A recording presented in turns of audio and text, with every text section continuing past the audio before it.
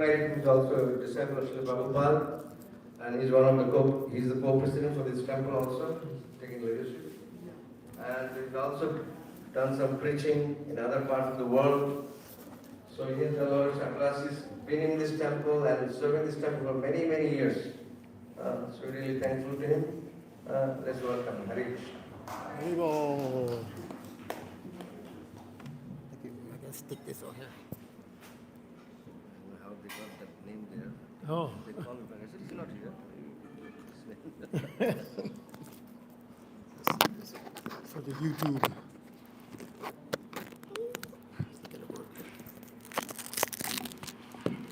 I guess that's okay, yeah? Haribo. So these are the Hare Krishna fanatics. Can't miss. So we chant Radha Madhava. Can you all see this? Yes. Okay. We got these right there. Jaya Radha Madhava Kunja Bihari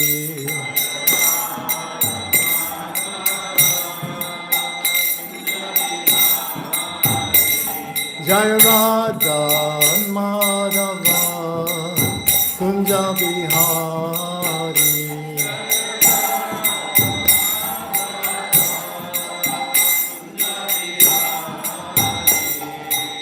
Gopi Janna Vallabha Givardhari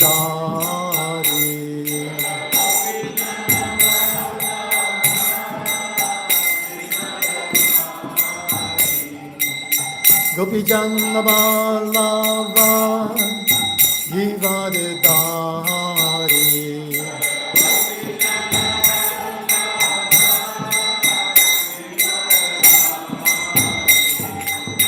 Yasur Nandana Braja Janna Ranjana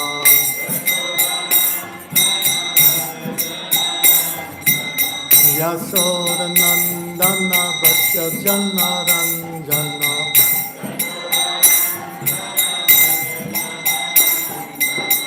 Yamuna Tira Vanachari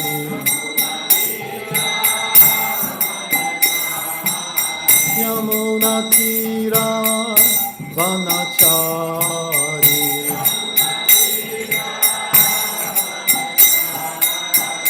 Jayo Radha Madhava Kunja Bihari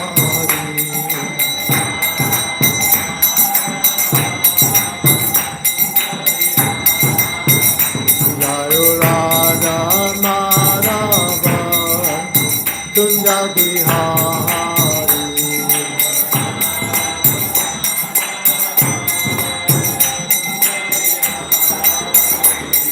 Gopi Janna Vallabha Givardhari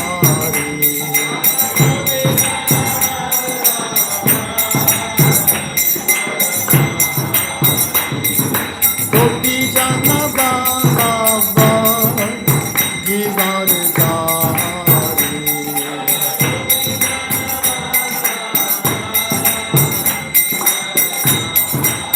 Yasur Nandana Braja Janna Ranjana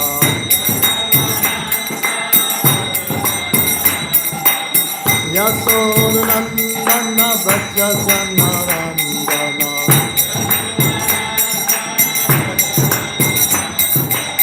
Yamuna Tira Vanachari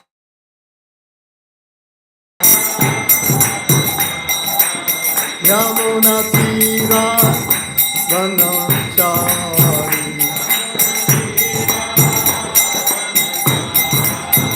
Jaya Radha Madhava Kunja Bihari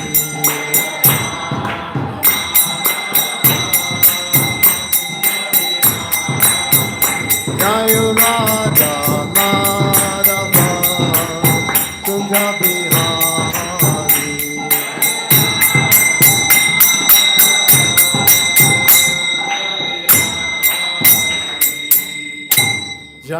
Shipad Paramahansa Paravikacharya Asatura Sata Shri Srimad. His Divine Grace A.C. Bhaktivedanta Swami Srila Prabhupada Ki Jai. Anantikoti Vaisnavinda Ki Jai. Prem Se Kaho Shri Krishna Chaitanya Prabhu Nityananda Shri Advaita Gadadhar Shri Vasudi Gaur Bhaktivinda Ki Jai. Shri Shri Radha Krishna Gogo Gopinath Shyamakun Radhakun Giri Govardhan Ki Jai. Grantara Srimad Bhagavad Gita Ki Jai. Samaveda Bhaktivinda Ki Jai. Nitai Gaur Premanandi. All glories to the Simul devotees. All glories to the Simul devotees. All glories to the Simul devotees. All glories, all glory Shri Guru, Shri Gauranga. Om Namo Bhagavate Vasudevaya. Om Namo Bhagavate Vasudevaya. Om Namo Bhagavate Vasudevaya. Om Jnana Timiranja Sankananjanan Shalakaya Chakshame Tamina Tasmai Shri Gurave Namaha. Srila Prabhupada Ki. You know, one of my favorite pictures. When you return back to Goloka Vrindavan, if you cowherd boy, you get embraced like that. Everyone's welcoming. Oh, here's your girl, and come. Cows are welcoming you. Like Sunday feast. They're all welcoming you. Finding about Krishna consciousness was like this too, wasn't it? You kind of wake up, you're like, oh, thank you. Then the journey begins.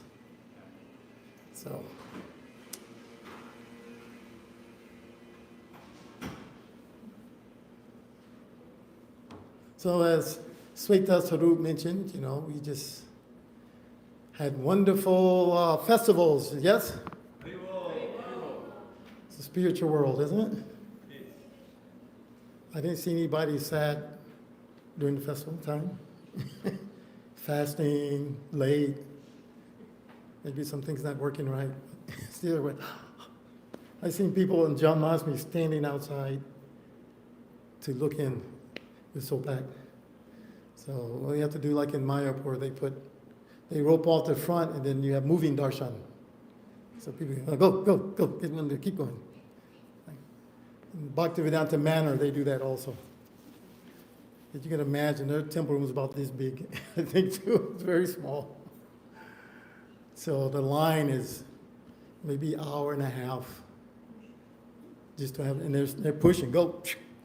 Like one of the South Indian temples, you know, you get 5-second darshan. They're pushing you. So, Balaram Jayanti Ki. So Balaram was the first to appear because, as we mentioned before, he's the elder brother.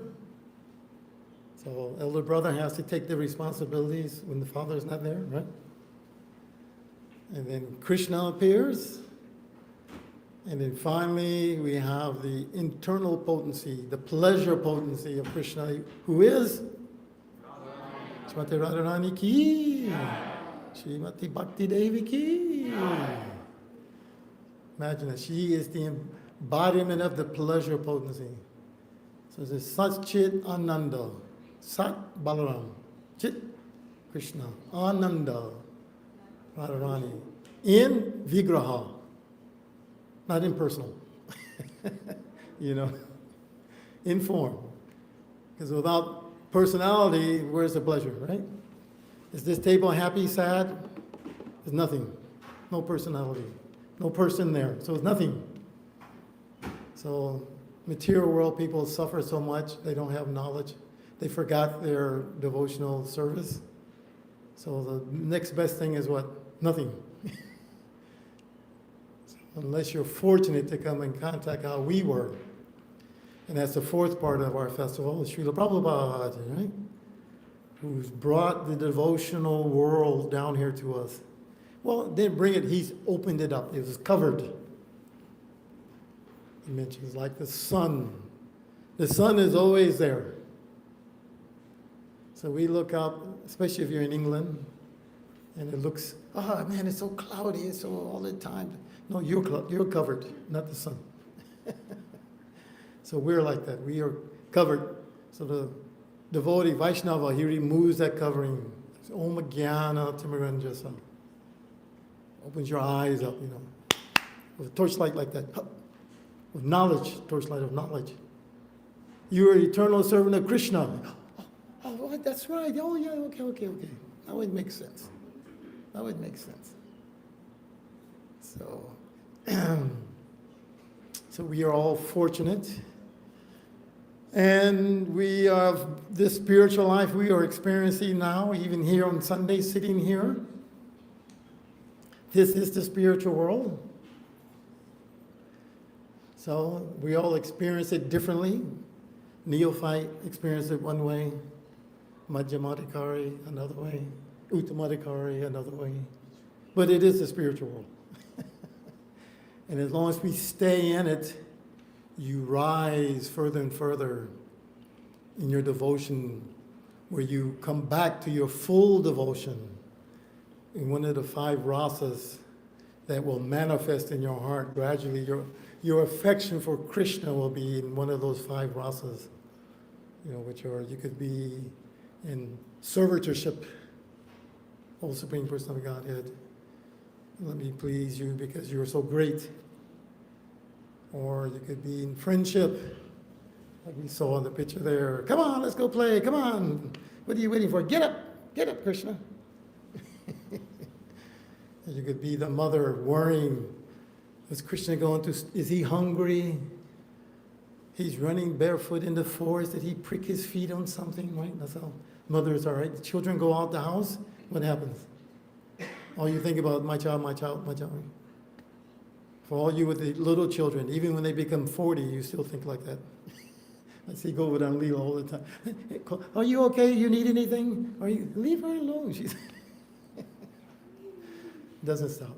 More service, you become wife or become the secret lover. And there's the neutral position too, neutrality. So even in this lifetime, that can be awakened. Like Srila Prabhupada, one of us here, his classes, is preaching. He's on the topmost platform, but he's not revealing that sentiment for us. Because so how do we benefit from him sharing his Leela like that? We would take it cheaply probably. It says that pure devotee, he has all the mystic cities. He can walk on water, he can do so many things. So imagine he Prabhupada walk across the Atlantic Ocean instead of the boat. Everybody would follow him, right? Millions of people. Oh yeah. But why are they following him? Pure devotional service is just that. It's the most purest thing. It's not tinged with anything. And nor can it be awakened by anything that's not pure devotional service. Therefore, he has to present it in that way, very purely. Krishna is God, you are his servant. Your choice, serve. We have to do it, like flying an airplane. When you get up in the sky, can anyone fly your airplane for you? I'm having difficulty. Okay, follow my instructions. Right? You have to fly your airplane. You take instruction from the radio tower. Go do this altitude, go up here, come down, do like this. So, like that sometimes it's described.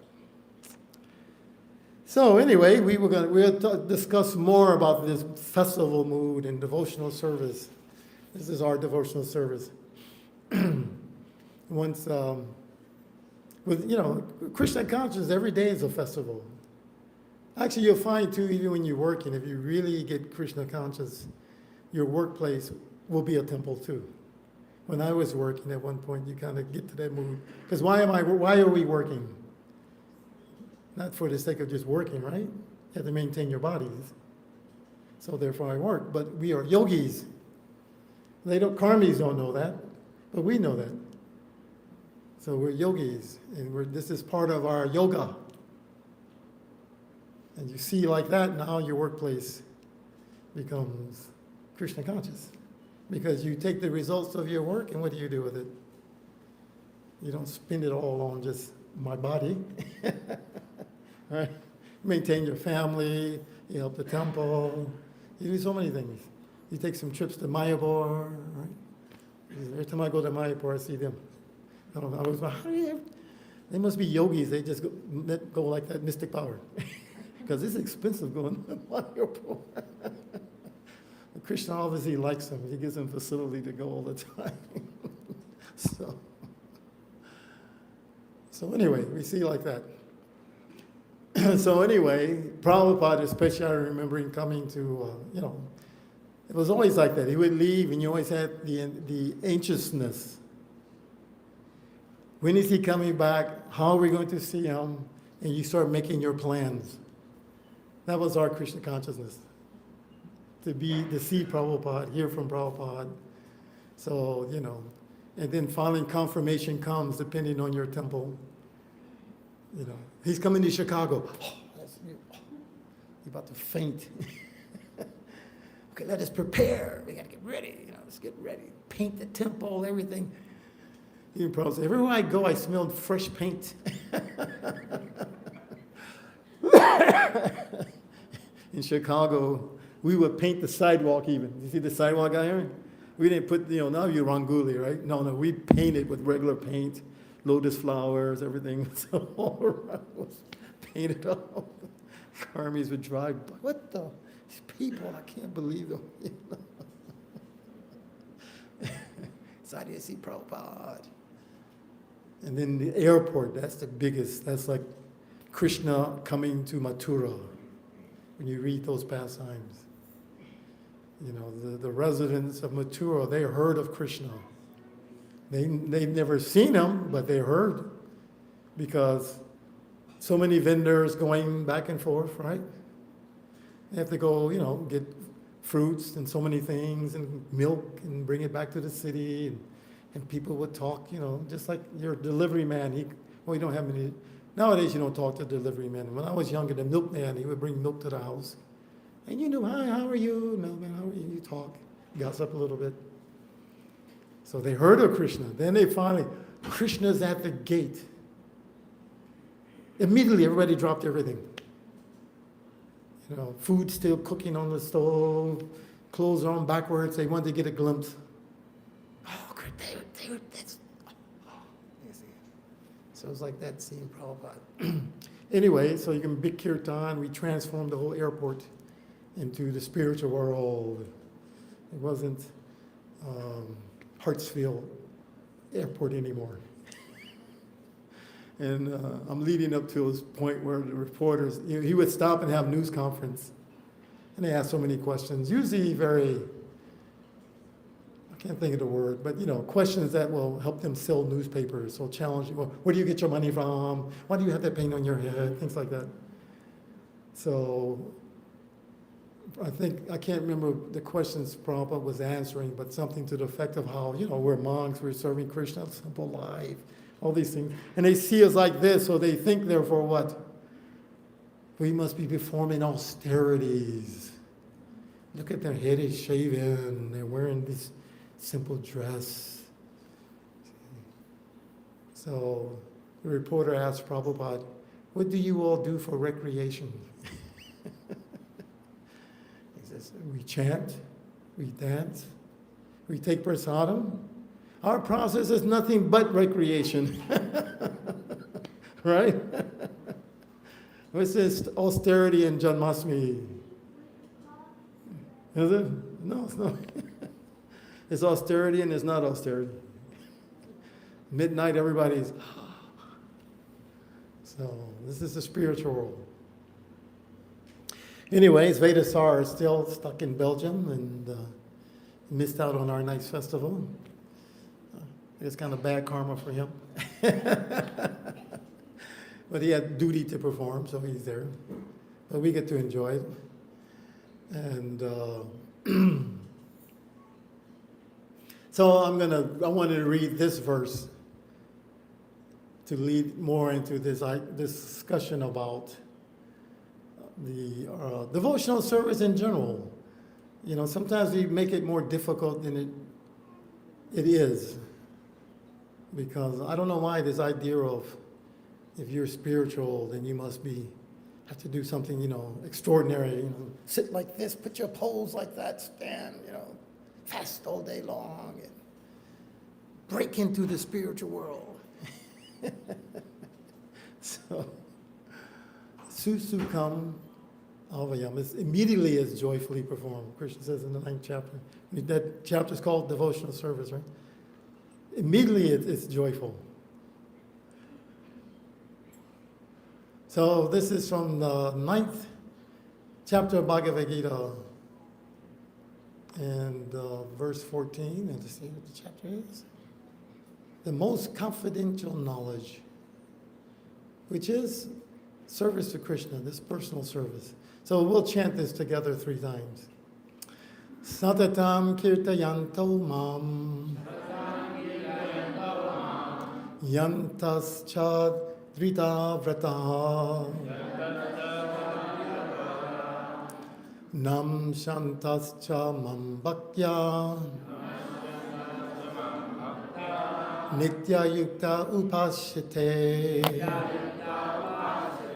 satatam kirtayanto mam yantatascha drita vrata namashantas tumam bhaktya nitya yukta upasyate satatam kirtayanto mam yantatascha drita vrata namashantascha mam bhaktya nitya yukta upasyate. So Lord Krishna says, always chanting my glories. That's what festivals do. Festivals for Krishna's pleasure. Endeavoring with great determination. People putting up decorations. Oh, what happened to the lights? We don't have stage. Somebody has to fix. What is raining now? In Balaram Jayanti it rained, so everything had to be inside, right? So great determination. And bowing down before me, or jumping before me, Haribo, Haribo. These great souls perpetually worship me with devotion.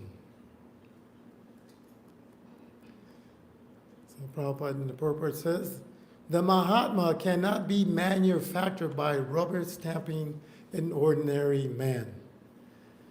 So in India, they can relate to this more, right?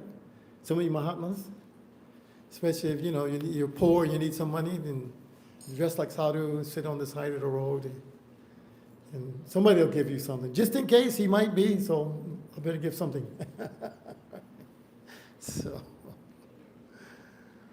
So his symptoms are described here. A Mahatma is always engaged in chanting the glories of the Supreme Lord Krishna, the person of Godhead. He didn't say Brahma, Shiva, Kali, all these others.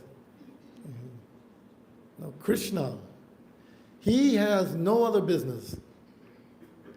Anyway, we're trying to get to that point, right? We're arriving there. This is our only business. Balaram Jayanti, Janmashtami, Radhastami, Prabhupada's Appearance Day, next festival. Hare Krishnas always have parties. So when you think about it, it's amazing, right? You come in Rajbog at noon, 5-6 course meal waiting for you, right? Where else does this happen? How does it all get paid for? He doesn't work. Well, he's working. I'm not working. So many people not working, but yet everything is there. This is Krishna. Actually, once too in Denver, before Prabhupada was coming to Chicago, they're walking in the beautiful park, like we have this park here. So the devotees said to Prabhupada, because they were criticized, and he said, the Hare Krishna people, they are parasites. Parasite, he's just taking right? Because they don't work. They're just living over there off of money they beg and living nice life, enjoying this park, walking. And Prabhupada replied, yes, that's intelligent. You work like ass and we enjoy. Now we say, come join us, you won't do it.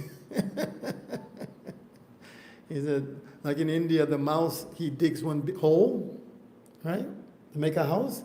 When he finished, the snake goes in, eat the mouse, and enjoys the house he built for himself.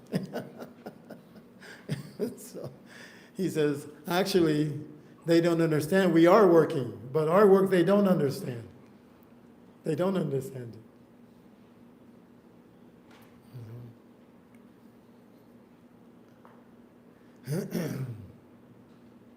He says, you come join us? No.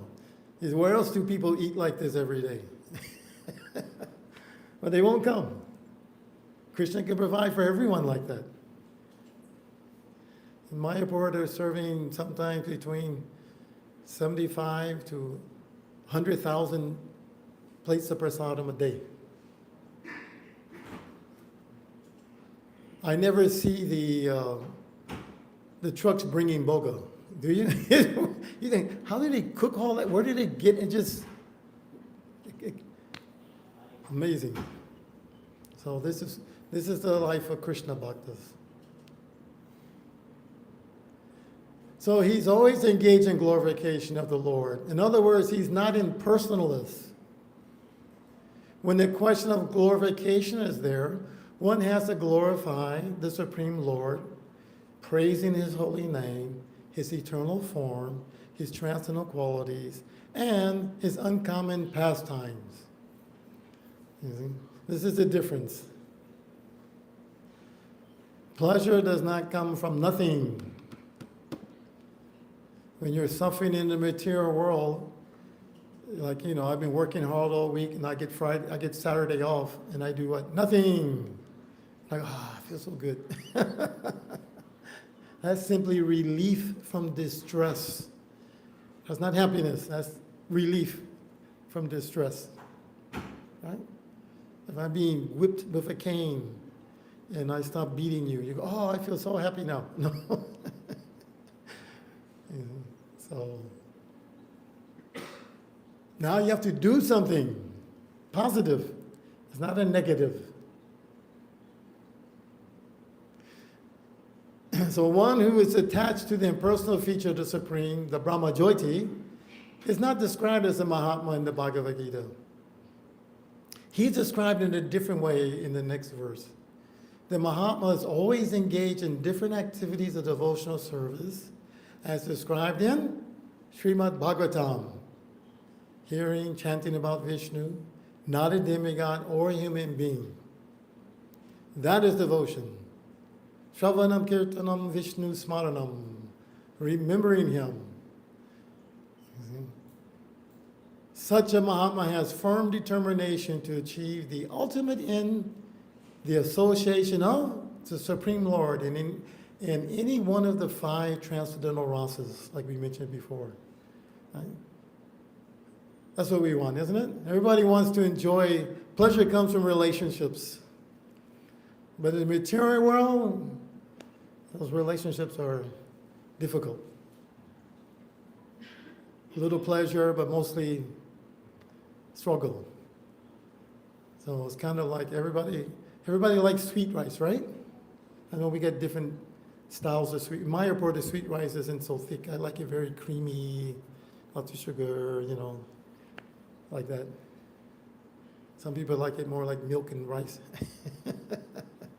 But imagine in that sweet rice, I put just a little bit of sand. It's still sweet rice, but you got sand mixed with it. So that's material life. It looks like, oh man, this is going to be so much fun. But there's sand mixed in it. And you think, how can I get the sand out? You can't. So.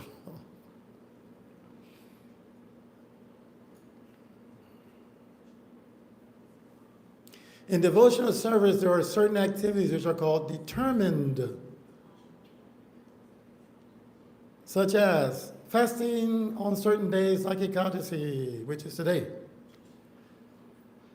Of course, our Ekadasi fasting is more liberal, so fasting generally means no water and no food, nirjala. And on the appearance day of the Lord, all these rules and regulations are offered by the great acharyas for those who are actually interested in getting admission into the association of the Supreme Personality of Godhead in the transcendental world. The Mahatmas, great souls, strictly observe all these rules and regulations, and therefore they are sure to achieve the desired result. So here he's describing the process of sadhana bhakti, which is pure devotional service, because we're engaging in it under the instruction of a pure devotee. So you can say, well, I don't feel like a pure devotee. That's okay. It's just like when I don't think here you have that experience where anybody's been very, very cold. Who's lived up north? Right? When it gets so cold, your mouth, you can't even talk, and you move like this. Hurts. Doesn't hurt really. It hurts when you come into warm weather. When you walk inside and it thaws, you go, pins feel like you're being stabbed with needles, right? So sadhana bhakti may feel like that sometimes because we're conditioned. We have to persevere through that conditioning to awaken our loving feelings for Krishna. So the motivation is mixed devotional service is described. Like Dhruva Maharaj, he's a good example of that. He performed his devotional service purely for material benefit. I want a kingdom greater than my father and my grandfather. So his grandfather was Lord Brahma. How are you going to have a kingdom greater than Lord Brahma? But he was determined, no, I don't care. I want that. So Narada Muni guided him. And in the end, he was saying, this desire is like broken glass. I don't know what I was thinking. I have you as a jewel now. I don't want that anymore. So it's okay to be mixed. We just have to have some enthusiasm for our service. Whatever enthuses us. Each of us are enthused differently. But as long as we're engaged in that devotional service, that's what's important. And it doesn't have to be perfect. You know? It's like fire. Is there anything fire cannot consume? Anything. It take like the sun, it can take the filthy place and purify it. So devotional service is like that. Therefore, amongst ourselves, we may see so many faults, so many things. So we shouldn't be concerned about those things. Those are temporary. You look and see what that person's doing. This is how Prabhupada spread this movement. If he was looking for perfection, then forget it. The movement wouldn't have. That's why nobody would leave India to come. They're like, America? They eat cows every day. They're drunkards, womanizers. What the heck? It's not possible. They are too sinful. And they're bewildered because they think we're the best in the world. We got all the money. And you poor Indians, you have nothing. Why am I going to listen to you? They didn't understand the power of devotional service or the power of the holy name of Krishna. And Prabhupada had 1,000% faith in that. So much so, how did he come? Penniless. No place to stay even, right? He didn't even know what he was going to do. He said, I'll figure it out when I get there. And as he's coming, he sees the skyline of Boston. He's like, these people are in ignorance. I don't know how I'm going to convince them. How am I going to do it? Look at them. They think they're happy. You see people walking around, I'm beautiful. Yeah, they're beautiful. I'm so many things. I got my nice big car. Everything's perfect. They don't know death is coming, old age is coming. They don't know, but no. And if anybody goes out and sells books, has that experience. Would you like to take one of these? What do I need that for? So you have to trick them a little bit. Do you like yoga? Yeah, okay, this is all about yoga. Take one with you, yeah. A little bit of philosophy in there about yoga, but you get some yoga out of it, okay. You got to surrender to Krishna. What? That's the real yoga.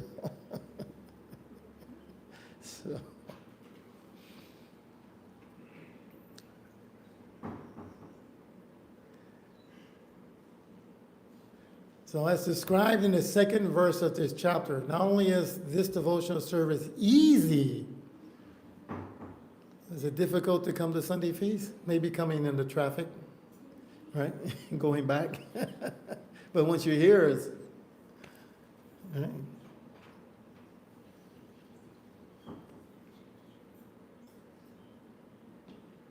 But it can be performed in a happy mood. One does not need to undergo any severe penance and austerities. So all of you who are thinking, I have to go to Himalayas and Badrik Ashram and get away from the material energy, and now I can become purified. You don't have to do that. You can live this life in devotional service, how? Guided by an expert spiritual master.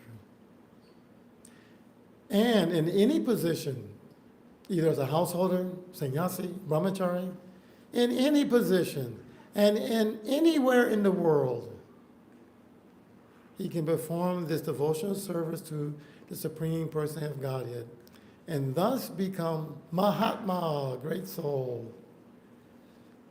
I've gone to China a few times, which is, I don't think it's the most difficult place to be a devotee. Maybe North Korea or Saudi Arabia too. They'll kill you. You bring something besides Quran, that's death sentence. China, no temple, no this. Can you bring 50 devotees together? No, what are you doing? Stop. So when you go there, you see, I go to like individual homes. 1 or 2 people come. And then the book has to be translated from English to Chinese language, which is difficult because the words and everything are, how do you, at some points they can't explain even. They have to try to make something.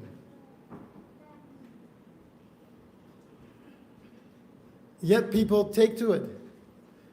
I went to a yoga studio because that's what usually we can go. They let the yoga studios exist. So we come in and we chant, so no problem. And I sell japa beads. And in that studio, there was a young lady who was assistant to the owner. And she had japa beads. And she's been chanting 16 rounds. No temple, no Janmashtami, no deity worship, no Sunday feast, nothing.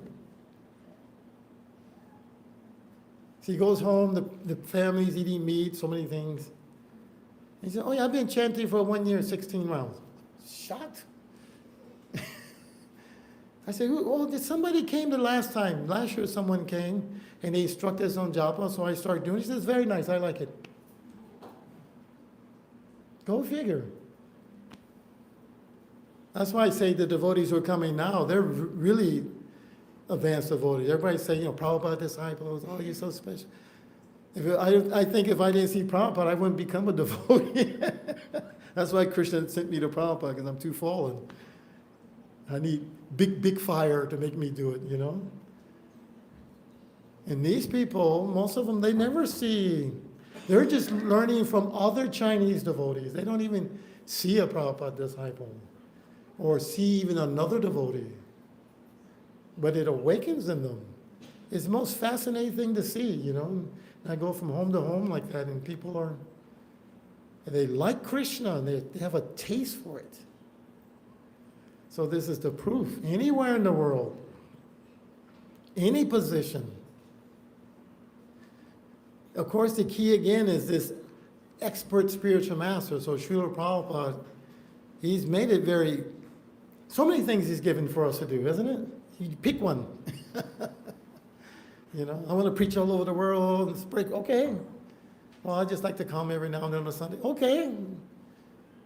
Whatever. In the beginning of the movement, he did like that. You know, he's standing in line to use the bathroom. Imagine that. That's the etiquette in America. India, people, oh, he's an elderly man. Let him go first, right? In America, no, everybody the same. I was here first. Even though Swamiji just cooked, he served it out, and he's going to wash the pots. Still, he has to stand in line, waiting in line with everybody. Imagine the patience, huh? Because he knew the potency of the holy name. He would chant 3-4 hours at a time, no instrument, nobody can play, all kind of. They would bring, you know, anything off the street and bang it, bow, bow, bow, bow, bow.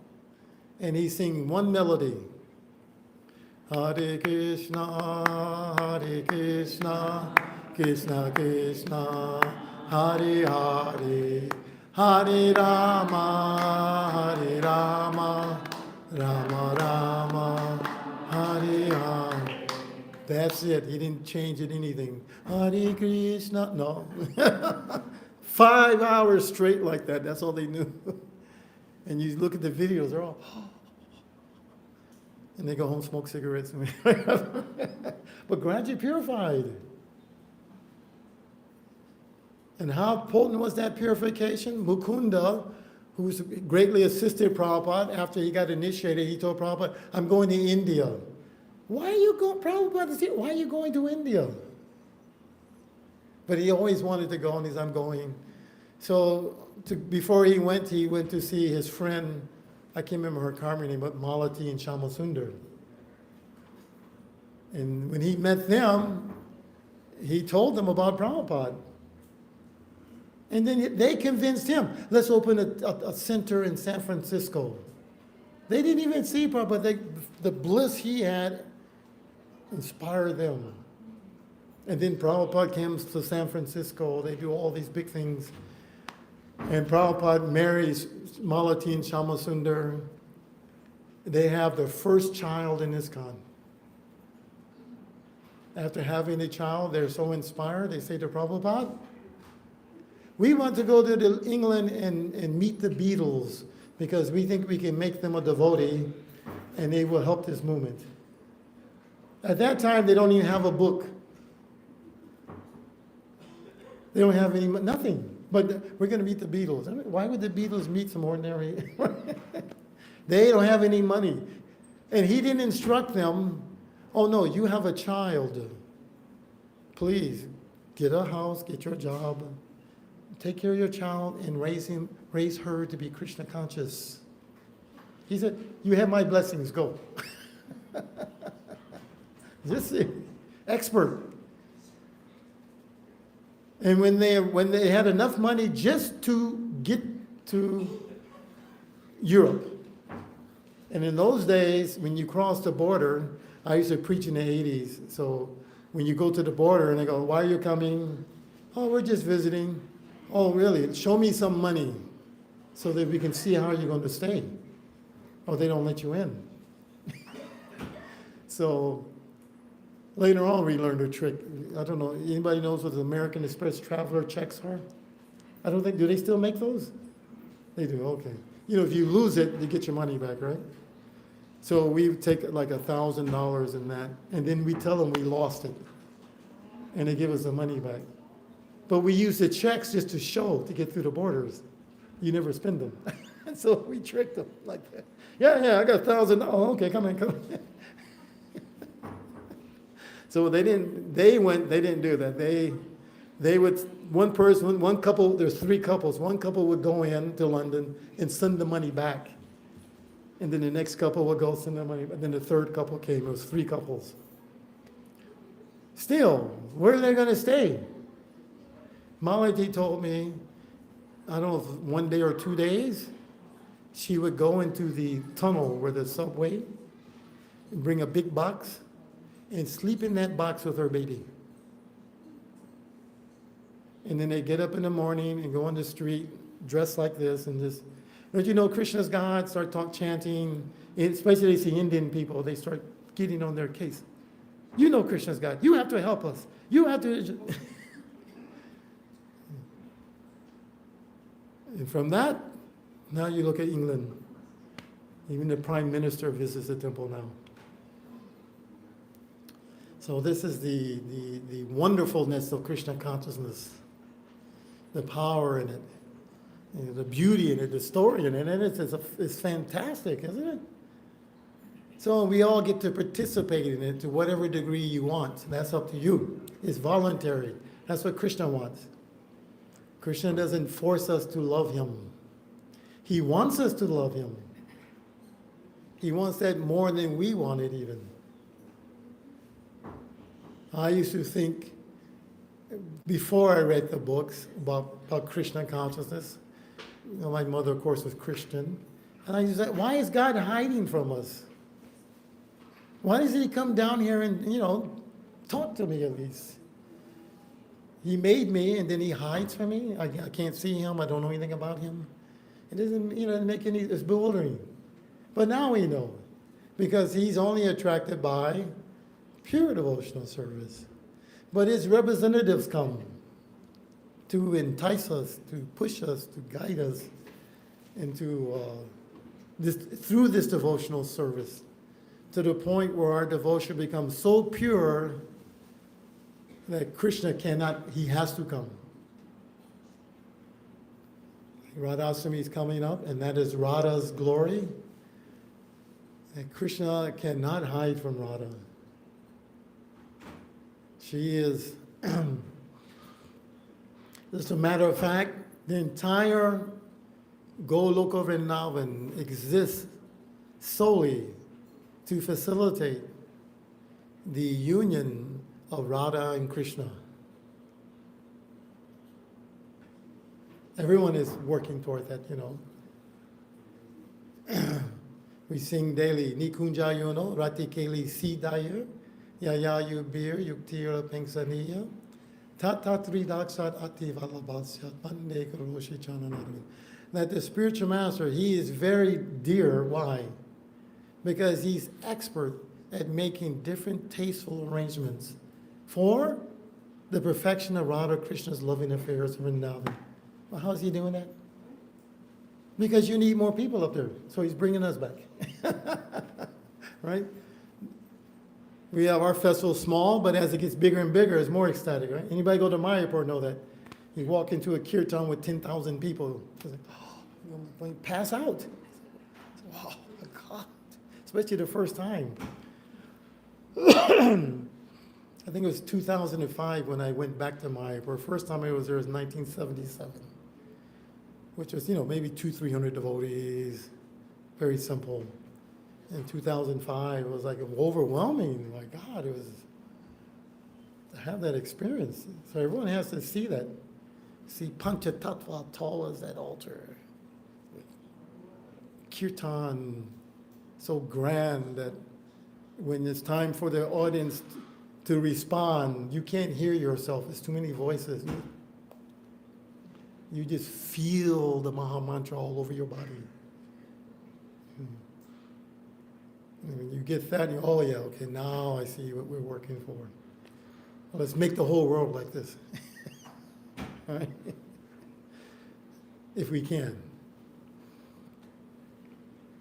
So, in the spiritual world, everyone is trying to arrange for them. What do they require? You need very beautiful trees, isn't it? Park, birds, butterflies, scented flowers. So these things are all what? They're persons. So I'll be a flower. So when Krishna can, such a nice scent. Bring me that flower. I'll be the tree, provide the shade for Radha and Krishna. Mm-hmm. So who here is ready to be a tree and let's say stand in the front yard and be a tree? No, I don't. I want to go Goloka Vrindavan. I don't want to be a tree here. You see? We're not pure yet. If you're really pure, I can be a tree and let you cinder to me, because I want to give you pleasure. But who thinks like that? We just see the tree and we go, oh, it's in the way, let's cut it down. It's blocking the view. Nobody cares about the tree. Prabhupada did. When they were making Bombay Temple, they were about to cut down one palm tree. He said, what are you doing? Well, we have to put the road here. You put the road around the tree. He has the right to live. Don't kill him. Nobody thought like that. Oh, okay. You see? So voluntarily in the spiritual world, someone's a blade of grass in the distance. You may not even see Krishna, but Krishna is running and he sees the beautiful field. But the devotee is satisfied to do that. You see, he's satisfied to be anything. Most time you ask people, what do you, I'm a gopi, I want to be gopi, because we think it's the best thing, right? Not necessarily. I remember Janani Vas answered this question once. Even in that position of neutrality, like the trees, the birds, they have advantages. When Radha and Krishna come together, are there any gopis there? No, they don't get to see any of that. But the parrots are there. They get to see and experience that whole bliss of Radha and Krishna's union. So much so that when they go back, all the rest, oh, come, I have some seeds for you. Oh, yeah, come. Hey, what happened today with Radha and Krishna? You see? Now they get to explain, the parrots get to explain everything. So Shukadeva Goswami, he's a parrot. That's his leader. So better to be a parrot. You get to see everything. It's like being Prabhupada's servant. He got to see everything, right? Because he's a servant, he's always there. So whatever it is we have, we will be eternally satisfied with that. We're all uniquely expansions of Krishna, all of us. And each of us give Krishna a very unique pleasure. Know that for certain. There's something that he does that nobody else does, that Krishna really enjoys. So he's waiting for that again. So the spiritual master is bringing us back into that. And while we're here, we're not just doing this so that we can go back to Godhead. That's not the only reason we do these things. This is the spiritual world. And as you advance, you realize it. Therefore, it doesn't make a difference whether I go back or whether I stay here. It's the same. Whatever Krishna wants from me, I can be a worm in stool. It's fine. If it's some service to Krishna, I can do it. That's very high realization, of course. But that's what we're striving for. So in the beginning, sadhana bhakti, rules and regulations, don't do this, don't do that, do this, do that, little austerity.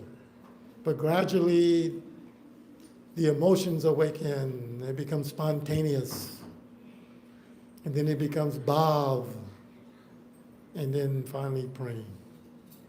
So we will be in about 11 days, this is the 10th, on the 22nd Radhastami. We'll conclude to me that's one period, Balaram's appearance day to Radhastami. That's like the Vrindavan Leela in between there. Of course, then Kartik starts up after that, but still, the appearance of these personalities who come to display their pastimes in order to attract us back to the spiritual world, right? I think it's the sign to end, so we'll stop here. So any questions or comments, anyone? Or?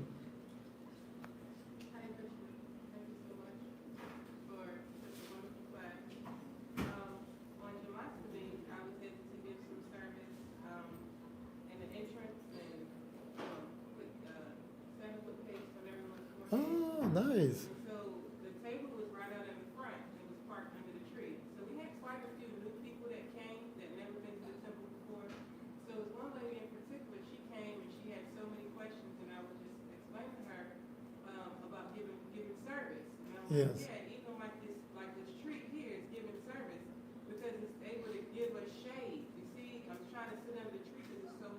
Yeah. So this tree has been able to sprout up from just a seed here, right in front of this temple, and provide shade. So you're asking the question like, who's willing to be a tree? But the tree is also getting just as much Yeah, benefit. these are very special trees here. These aren't ordinary trees. Yeah, even though it's, like you were saying, it doesn't matter if you're in the material world or in the spiritual world. If you're giving service, you can turn it over to my comfort.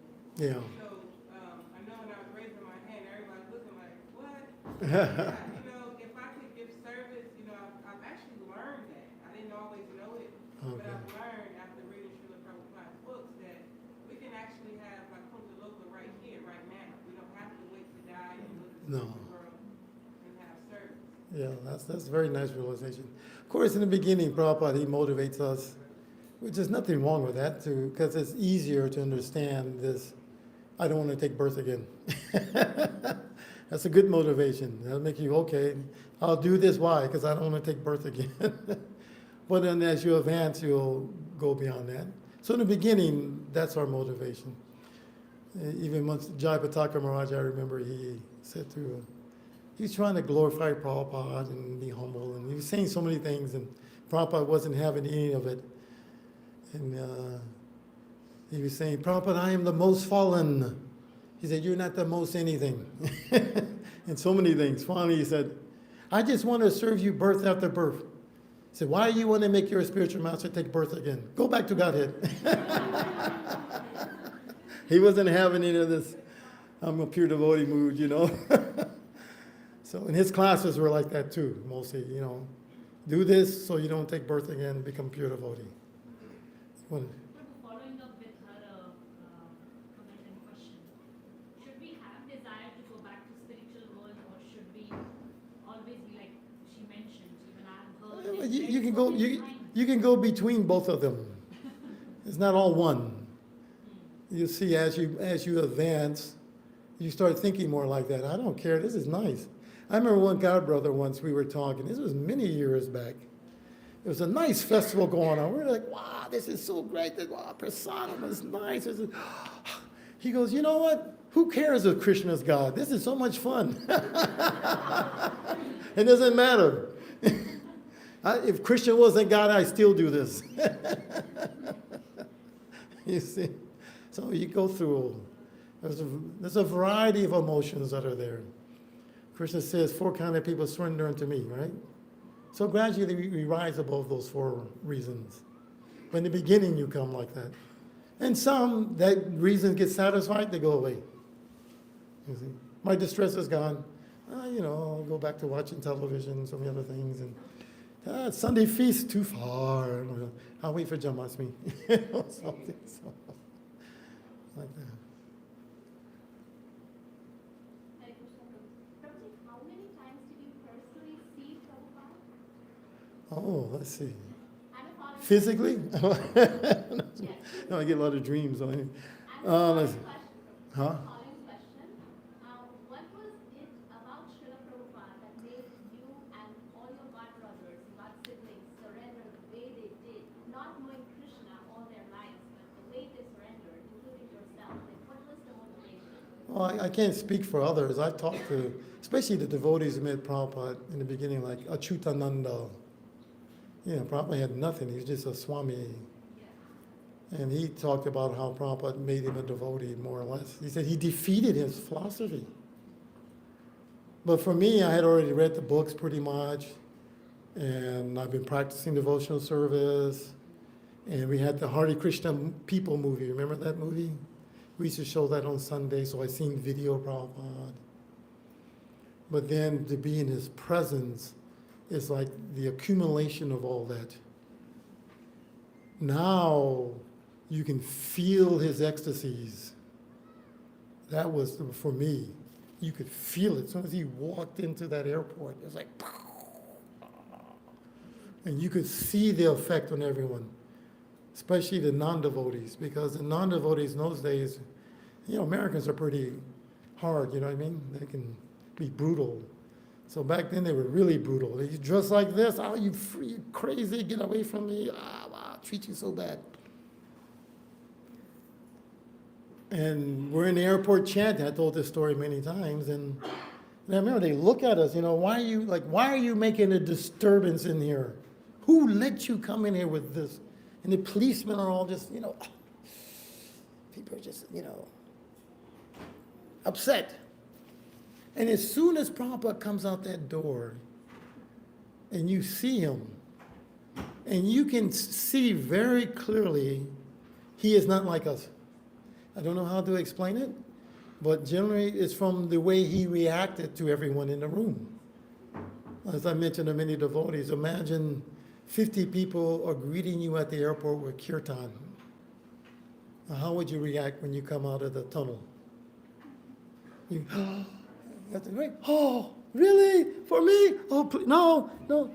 Or maybe you try to act like, okay, that's okay. But there's typical material thing reactions we do. He didn't do any of that. I don't know how to explain it. You can't see it on the video. He did not react that way. He reacted in such a way that when you saw him, you could tell this man is not envious of anyone, and you can't be envious of him. There's no reason to be envious of him. And we had these big giant umbrella over his head, chamras, flower petals. People could easily, who do you think you are? What, look at you, what is this? Nobody did that. Everybody was like stunned. They just,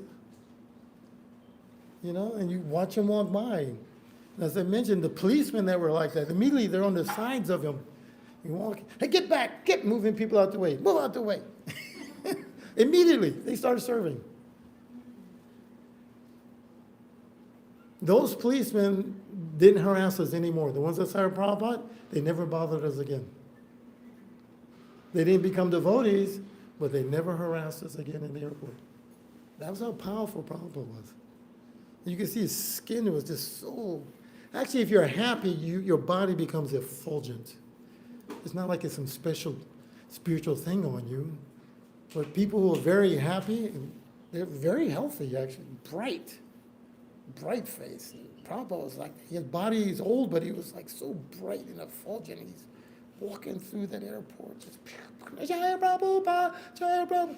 And you could tell he wasn't like, oh yeah, thank you, oh yes, no, please, I don't deserve, no. And he was very grave, which was amazing too. He's very focused, grave. It wasn't like, just, oh, hi, Hare Krishna, how are you? Haven't seen you in a long time. Everything's okay. No, he was fixed on his... It's bewildering. And that's why you see in the videos, everybody stands like this, because you don't know how to interact with him. So he goes by. The devotees who serve him, they know how to interact with him. But anyone else, and even if he looked at you, I remember... when I'm getting initiated and he's looking at you, you just feel like, I feel embarrassed, because I know you can see how fallen I am. I don't deserve this at all. And then you want to make him happy. That's the most amazing thing, which is strange. In Prabhupada, this is the proof of Krishna consciousness. I'm some old poor Indian man. Why are these rich people mad after me? I'm not giving them anything.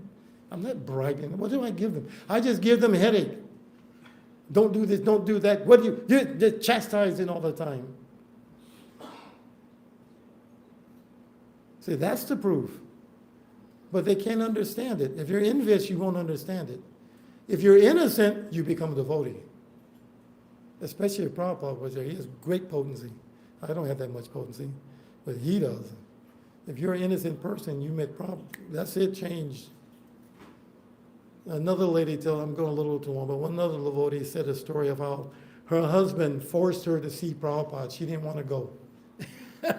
He got to have darshan somehow or another. So she didn't even pay obeisance. She just walked into the room.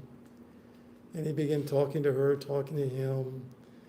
And 10 minutes later, she's bowing down to Prabhupada, and she becomes initiated. And he didn't preach to her, you should surrender to Krishna. Why are you in the material? No. He's very expert. Actually, it's not preaching. It's really association that convinces people, not so much just you got to tell them and then they get it. It's not like, 1 + 1 = 2. No, it's not like that. So, anyways, we're all very fortunate, and I think you all are the most fortunate. So, Radharani is coming up. We'll start preparing for that, and get the mercy of Srimati Radharani. Right? By her mercy that Mahaprabhu is coming. So Mayapur Dham actually is created by Radharani. Anybody leave their body in Mayapur, you go back to Godhead. You don't have to be devoid, it doesn't make a difference. All the spirit souls in Mayapur, when they die, boom, back to Godhead. That's the mercy. So we can stop here. Okay. Thank you very much for listening. Haribo. Glory to Prabhupada.